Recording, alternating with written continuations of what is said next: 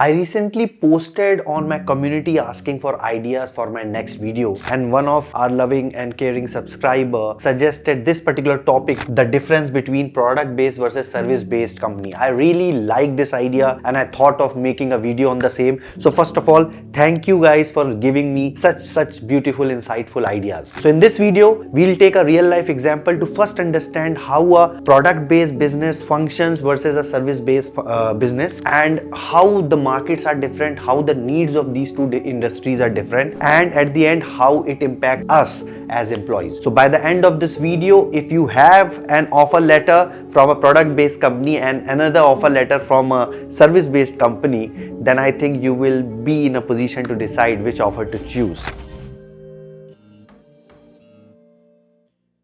So friends, before we begin with our real life example, I would like to quickly introduce this channel ITkFUNDE to someone who's watching it for the first time. Hello, I am Tiwari. I have 18 years of experience in IT industry, and my objective and my mission of this channel is to make IT interesting for everyone. So if you are someone from IT or someone trying to get into IT or a technical kind of a role in IT, everyone is welcome on this channel, which is ITkFUNDE. So let's begin our story. Our story starts with two friends graduating from MBA college, and their dream is to run their own business. Friend A decides to open his bakery shop. You can see this bakery shop here. I have tried creating a bakery shop. These are some different dishes he tries to serve to his customers.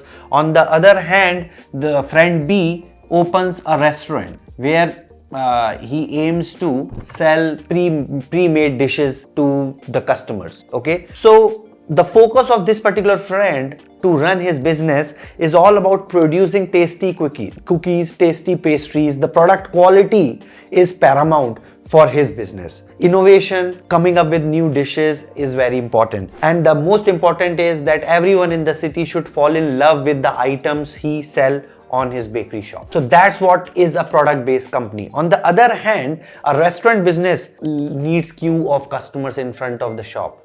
Okay, they want to enable customer service. They want to keep customers at the heart of their process, at the heart of their business, and that's why they will focus always on customer service. So friend B has a focus on customer service, getting helpful and skillful staff, and then finally happy customers. They will maintain that there is a certain standard protocol and process so that the customers are always at the center of everything and having a wonderful experience. So that's the basic essence of a product-based versus a service-based company. If you think about service-based company, a men's parlor can also be a service-based company. Any business which provides service to the customer is a service-based company, and where you are dealing with the product is a product-based company. So you can correlate it with IT sector as well. So companies which offer services like Infosys, Wipro, TCS, Cognizant, all these are service and consulting companies which provide services to the customer, wherein Apple, Microsoft or Google, all these companies are primarily product-based, while they have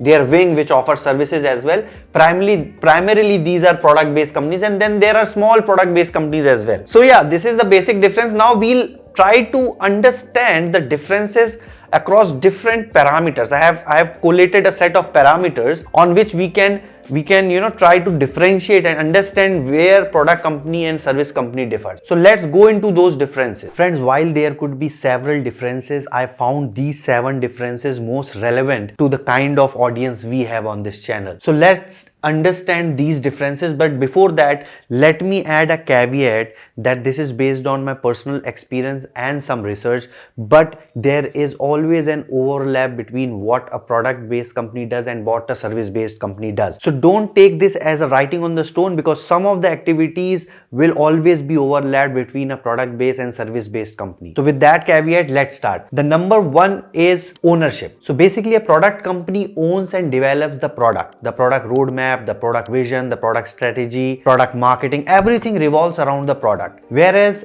from ownership standpoint, the service-based company owns the IT services, what these companies provide to the customers. It includes consulting, it includes project, it also includes support services. Second is stability. So stability of a product-based company is directly proportional to the product. If the product is successful, company is stable. If the product is generating sales, if the product is successful in the market, everything is hunky-dory. But if the product is not working out, if the product is not able to find the right product market fit, which is also called as PMF, then the employees could be in trouble. And that's why a lot of product startup, when they fail, they had to fire the employees, and they hire and fire very quickly. From IT service based company perspective, it's all about client contract. If you have contracts, if you have a good pipeline, sales pipeline where you have the contracts lined up, then you are in safe hands. You are a pretty stable company. So risk wise, if you see, service based company is somewhere I will call it a low risk because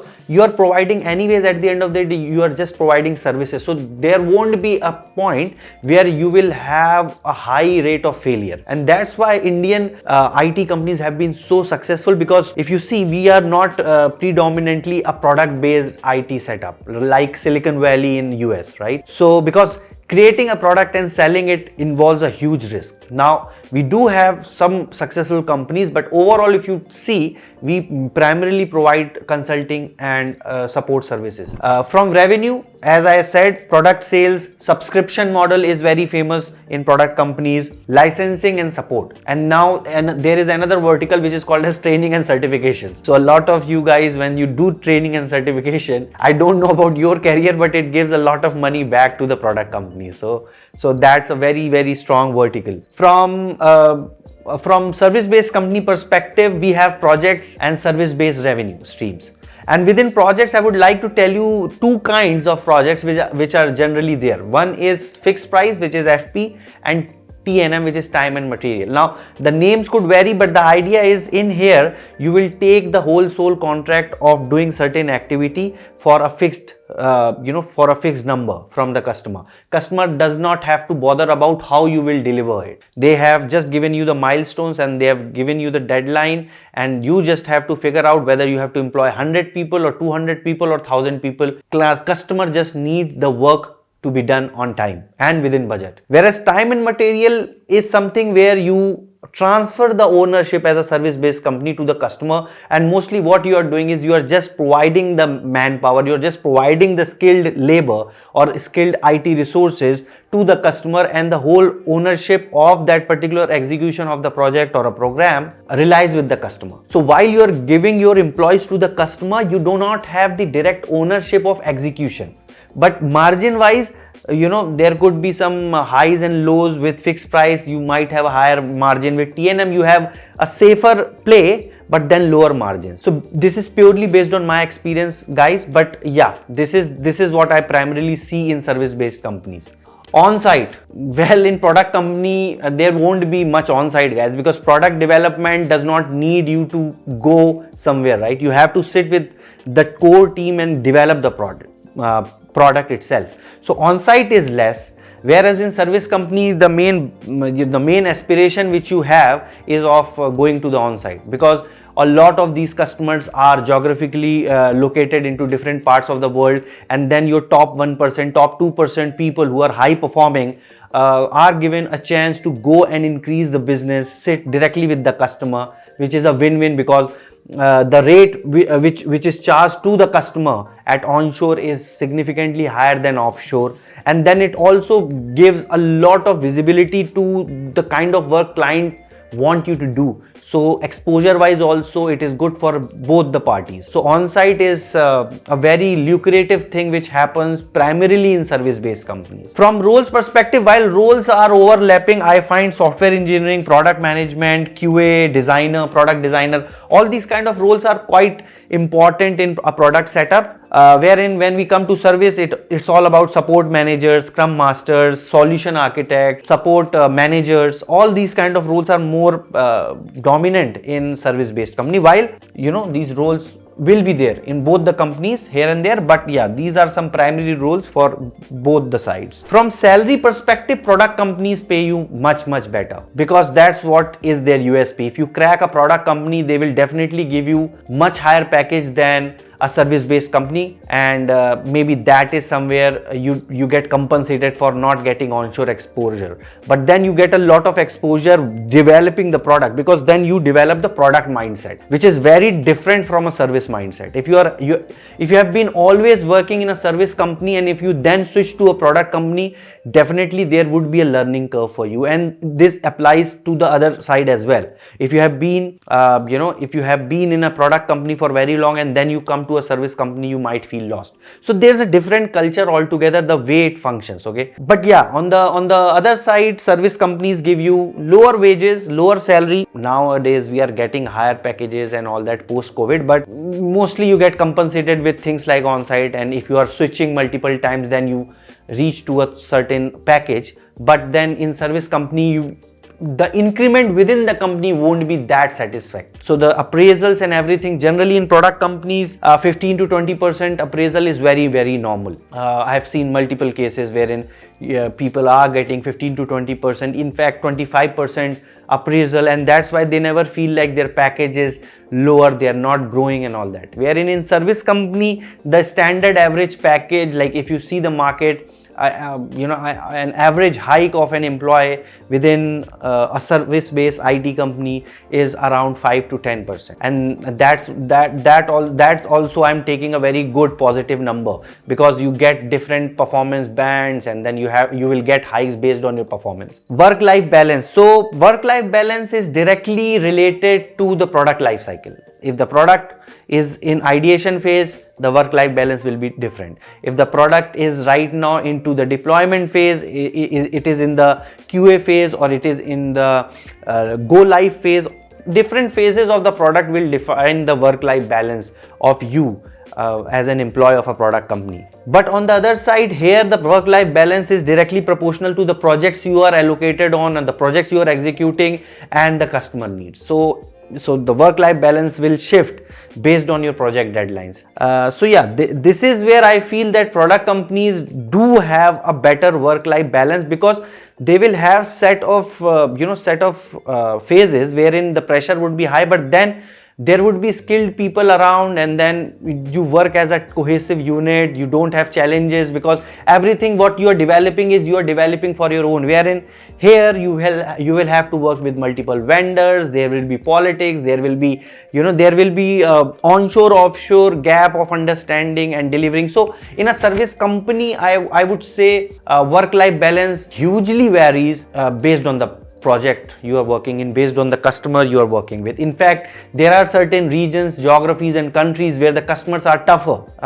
It's all about the understanding of that particular customer, how tough it is and all, and based on that your work-life balance will be decided. So these 7 I feel gives you enough understanding of which particular company could be a good choice for you. Now, I primarily have been a part of a service-based company. Okay, while I have had a short stint in a product-based kind of a setup, but that too was not a pure product kind of thing. We were into product support, not predominantly in a product development phase. So in that case, I feel I have more understanding of my left side than my right side. So if any one of you watching has been working in a product-based company, and more importantly, if you have switched from a service-based to a product-based company, please for the community, for helping the community, please lay out all the things which you have observed so far, what kind of differences you see,